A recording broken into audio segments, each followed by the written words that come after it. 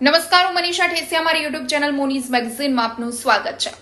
સવારે ઉઠતાની સાથે આપણી સાથે ઘણી મુશ્કેલી અને ચિંતા પણ ઉઠે છે, એટલે કે રોજિંદા જીવનમાં ઘણી ચિંતામાં એક ચિંતા વાળની છે। જી હા, અમુક લોકોને બાદ કરતા મોટા ભાગના લોકોની ફરિયાદ ખરતા વાળ અને સફેદ થતા વાળની છે, કારણ કે વાળ એ વ્યક્તિની સુંદરતા છે, પછી સ્ત્રી હોય કે પુરુષ।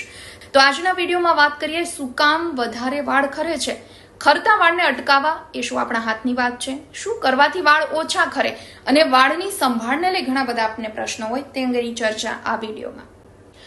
વાળ તૂટવાની કે ખરવાની સમસ્યા આજકાલ સામાન્ય બની ગઈ છે, તેની પાછળ ઘણા બધા કારણો જવાબદાર હોય છે। ત્યારે સૌથી પહેલા આપણા વાળ ખરવા પાછળનું કારણ આપણે શોધી લેવું જોઈએ। યોગ્ય સારવાર અને અમુક આદતો બદલીને ખરતા વાળને અટકાવી શકાય છે।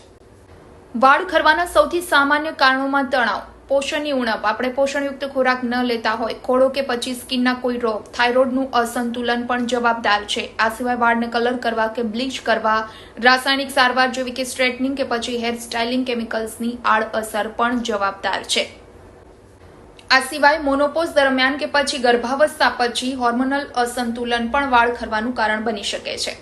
હવે વાળની સંભાળને લઈ આપણે ઘણા બધા સવાલ થતા હોય કે વાળ અઠવાડિયામાં કેટલી વખત ધોવા। તો નોર્મલ કન્ડિશનમાં અઠવાડિયામાં 2 વખત વાળ ધોવા જોઈએ। જો ઓઇલી સ્કિન છે તો અઠવાડિયામાં 3 થી 4 વખત પણ વાળ ધોઈ શકાય છે। ન ગરમ ન ઠંડા, નવશેકા પાણીથી વાળ ધોવા જોઈએ।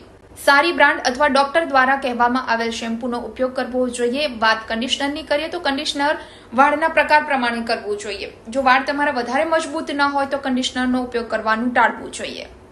તો વાળને કુદરતી રીતે સુકાવા દો। હેર ડ્રાયરનો ઉપયોગ કરો છો તો આ સેટિંગ ઠંડી હવા પર રાખો, કારણ કે ગરમ હવાથી વાળને દૂર રાખવા જોઈએ।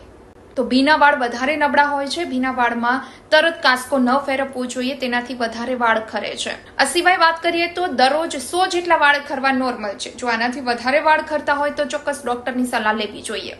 જો ડેન્ડ્રફ હોય તો તે પણ હાથથી ન હટાવવો જોઈએ। જો તે મૂળમાંથી હોય તો સોરિયાસિસનું કારણ પણ બની શકે છે। જો હાથથી ખોતરવામાં આવે તો વધુ વધશે। ડેન્ડ્રફનો કોઈ કાયમી ઇલાજ નથી। વાળના મૂળમાં વધુ પડતા તેલનો સ્ત્રાવ ફંગલ ઇન્ફેક્શનનું જોખમ વધારે છે। પૌષ્ટિક ખોરાક એટલે કે પોષણનો અભાવ એ વાળ ખરવા પાછળનું સૌથી સામાન્ય કારણ છે, એટલે કે હેલ્ધી આહાર લેવો જોઈએ। હેલ્ધી ડાયટ એ વાળને મજબૂત બનાવે છે અને ખરતા અટકાવે છે। તો વાળને સ્વસ્થ બનાવવા માટે અને વાળને ખરતા અટકાવવા માટે દરરોજ તમારા આહારમાં ફણગાવેલા કઠોળ અને અનાજનો સમાવેશ કરવો જોઈએ, કારણ કે સ્પ્રાઉટમાં એમિનો એસિડ છે અને તે વાળ માટે ખૂબ જ ફાયદાકારક છે। તો તમારા રોજિંદા આહારમાં ફળ, સલાડ, લીલા પાંદડાવાળા શાકભાજી, આખા અનાજ, દહીં અને ચીઝનો સમાવેશ કરો।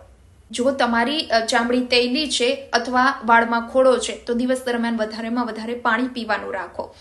તો વાળના સારા સ્વાસ્થ્ય માટે સારી આદતો અને પોષણની સાથે સાથે ખરાબ આદતોને પણ છોડવી પડશે। ધૂમ્રપાન કરતા હશો તો વાળને ખૂબ જ નુકસાન થઈ શકે છે। આ સાથે જો તમે જંક ફૂડ ખાઓ છો અને પૂરતી ઊંઘ નથી લેતા તો તમારા સ્વાસ્થ્યની સાથે સાથે વાળને પણ ગંભીર નુકસાન થઈ શકે છે। જો આટલી બાબતોનું આપણે ધ્યાન રાખીશું તો વાળને ખરતા સદંતર તો નહીં અટકાવી શકીએ, પરંતુ ઓછા જરૂર કરી શકીશું। વિડીયો પસંદ આવ્યો હોય તો લાઇક એન્ડ શેર કરવાનું ભૂલશો નહીં, અને ખાસ ચેનલને સબસ્ક્રાઇબ નથી કરી તો સૌથી પહેલા ચેનલ સબસ્ક્રાઇબ કરશો, કારણ કે આવી જ અવનવી માહિતી સાથે જલ્દી મળીએ છીએ।